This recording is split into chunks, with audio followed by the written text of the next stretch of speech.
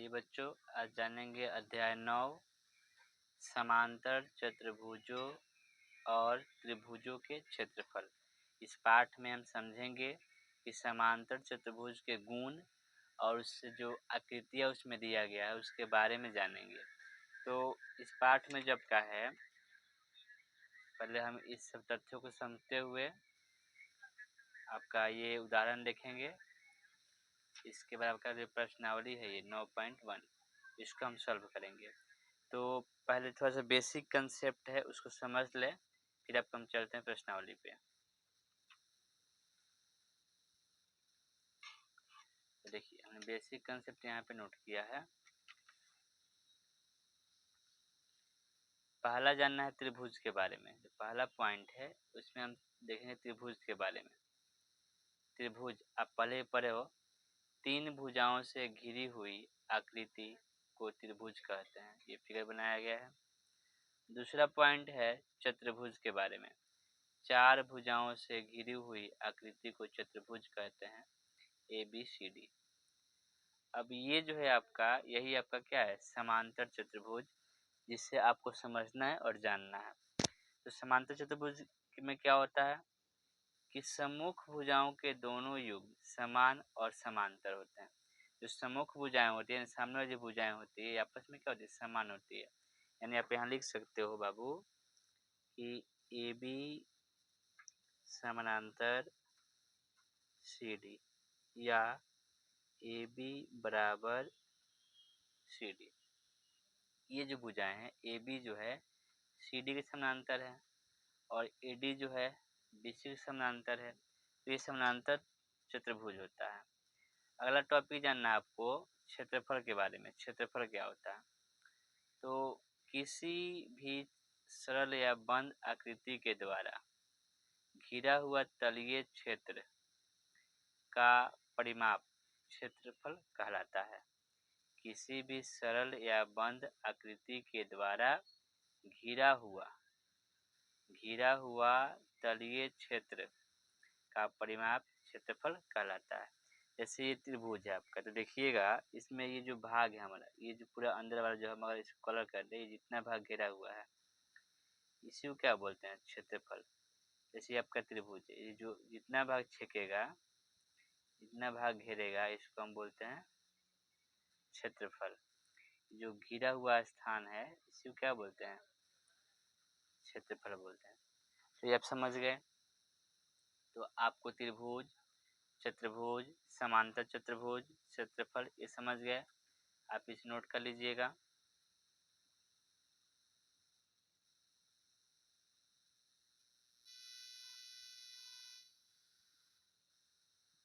Note कर लीजिए। चलिए वीडियो पॉज करके नोट कर लीजिएगा। चलिए, पांचवा पॉइंट है सर्वांगसम आकृतियां। आपको मैंने पहले पढ़ाया सर्वांगसम क्या होता है। तो हमने यहाँ लिखा है कि 2 आकृतियां सर्वांगसम कहलाती है यदि उन दोनों आकृतियों के आकार और माप एक समान हो। यानी आकार और माप एक समान होगा तो वह क्या होगी, सर्वांगसम होगी। जैसे ये देखिए, ये त्रिभुज हमने ABC बनाया हुआ है और यहाँ एक त्रिभुज PQR बनाया है। तो अगर ये आपका एक, मान लीजिए ये जो भुजा 1 सेंटीमीटर का है, ये आपका 2 सेंटीमीटर और ये 3 सेंटीमीटर, और ये भी 1 सेंटीमीटर, 2 सेंटीमीटर, 3 सेंटीमीटर। तो इसका माप भी समान है। ये जो AC का A है तो PQ का A है, AC का 2 है तो आपका PR का 2 है, BC का 3 है तो QR का 3 है। तो इसका माप समान है, तो हम कह सकते हैं कि त्रिभुज ABC सर्वांगसम होगा त्रिभुज PQR के। इसको हम क्या कहेंगे, सर्वांगसम कहेंगे। इसी प्रकार यहाँ देख सकते हैं कि चतुर्भुज बनाया हमने ABCD। अगर ये आपका 1 सेंटीमीटर है तो ये भी 1 सेंटीमीटर है, ये भी आपस में क्या है, दोनों सर्वांगसम है। ये भी दोनों आपस में क्या है आपका, तो सर्वांगसम है। तो इस तरह से आप ये समझ गए। आपने 5 टॉपिक देख लिया। अब चलते हैं थोड़ा सा इसके आगे। अब देखिए ये लिखा क्या है कि एक ही आधार पर और एक ही समांतर रेखाओं के बीच की आकृतियाँ। एक ही आधार पर और एक ही समांतर रेखाओं के बीच की आकृतियाँ। अब इसको समझें कि ये है क्या। देखिए, तो यहाँ दिया हुआ है कि एक ही आधार पर और एक ही समांतर रेखाओं के बीच की आकृतियाँ। तो इसके लिए आप यहाँ नोट्स देखिए पहले कि हमने लिखा कि दो आकृतियाँ एक ही आधार और एक ही समांतर रेखाओं के बीच स्थित कही जाती है यदि वह दोनों आकृति एक ही आधार पर स्थित हो, यानी आधार एक ही हो तथा उन दोनों आकृतियों का शीर्ष उस आधार के समांतर एक रेखा को छूती हो। यानी कि दोनों आकृतियों का आधार सेम होना चाहिए और वह जो आधार होगा वह समांतर रेखा को छूती होगी। तो यहाँ देखिएगा अपने बुक में आपने कि यहाँ बताया हुआ है। देखिए, जैसे ये आकृति है, इसका आधार देखिए क्या है। इसमें एक चतुर्भुज है और एक त्रिभुज है। तो आधार क्या है यहाँ पे? DC। इसका भी आधार D मिला है। तो आधार DC हो गया और ये जो मिला हुआ जाएगा ये आपका आधार को छू रहा है। यहाँ पे क्या हमने लिखा है कि दोनों आकृति जो होगी, दोनों आकृति एक ही आधार पर स्थित हो। तो आधार पर तो एक ही पर स्थित है, DC पे। आपका DC आधार हो गया। और फिर कह रहा है कि तथा उन दोनों आकृतियों का शीर्ष उस आधार के समांतर हो। शीर्ष यानी ऊपर वाला, ये जो शीर्ष है इसका, D का शीर्ष, C का शीर्ष, इसके इस DC के समांतर आपका AF है, इसके सामने सामने पड़ रहा है। तो इसी का प्रयोग हमें करना है आपका प्रश्नावली 9.1। तो चलिए अब हम चलते हैं प्रश्नावली 9.1 पे। चलिए, कह रहा है कि निम्नलिखित आकृतियों में कौन सी आकृतियाँ एक ही आधार और एक ही समांतर रेखाओं के बीच स्थित है। ऐसी स्थिति में उभयनिष्ठ आधार और दोनों समांतर रेखाएं लिखिए। तो देखिए, इसमें कुछ करना है नहीं, बहुत ही सिंपल सा चैप्टर है ये देखिए, ये एक चतुर्भुज है। तो ये जो शीर्ष नीचे गया है, ये DC और इसका हम आधार मानते हैं। ये DC पर दोनों आकृतियाँ, ये त्रिभुज और ये त्रिभुज दोनों DC पर है। और जो शीर्ष है इस DC के समांतर AB पर है।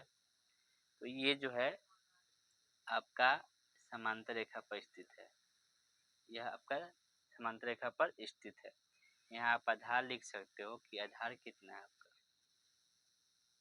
आप कॉपी में अपने चित्र को उतार लीजिएगा और जिसमें आधार मैच करता होगा उसको नोट कीजिएगा। तो आधार आपका DC हो जाएगा। आधार क्या हो जाएगा? DC हो जाएगा। और DC किसके समांतर है? DC जो है बाबू, DC यह किसके समांतर है आपका? यह जो है AB के समांतर है।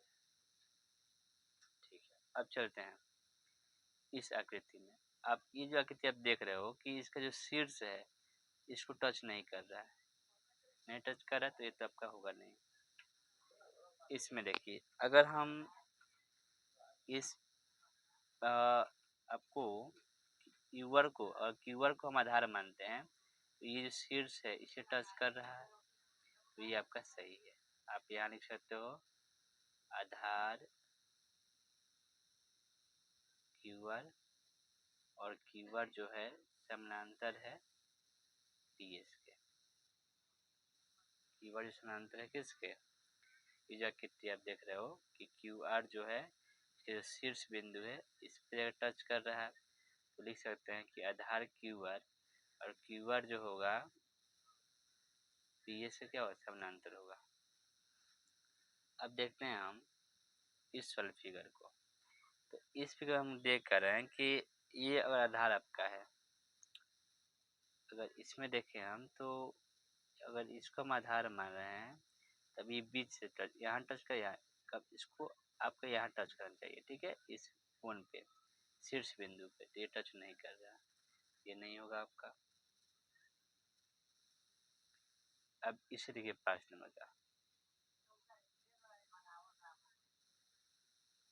5 में देखिए, अगर हम एडी को आधार मानते हैं, एडी को क्या मानते हैं, आधार मानते हैं, तो ये जो आपका शीर्ष बिंदु इससे टच कर रहा है और इसका बिंदु शीर्ष इससे टच कर रहा है, तो ये आपका एक ही आधार पर स्थित है। आप लिख सकते हो कि आधार बराबर एडी, और एडी किसके समांतर है, तो एडी जो है BQ के समांतर है। छठा आकृति अब देखिए, इसमें कोई भी ना किसी आधार पर टच नहीं कर रहे, तो ये आपका नहीं होगा। यानी कि 9.1 में आपका जो आंसर होगा, जो आधार एक ही आधार पर है, 1, 3 और 5। तो ये था आपका 9.1। आशा है कि आप इसे समझेंगे। नहीं समझ में आए तो वीडियो को स्टॉप कीजिए और फिर समझिए। Good bye.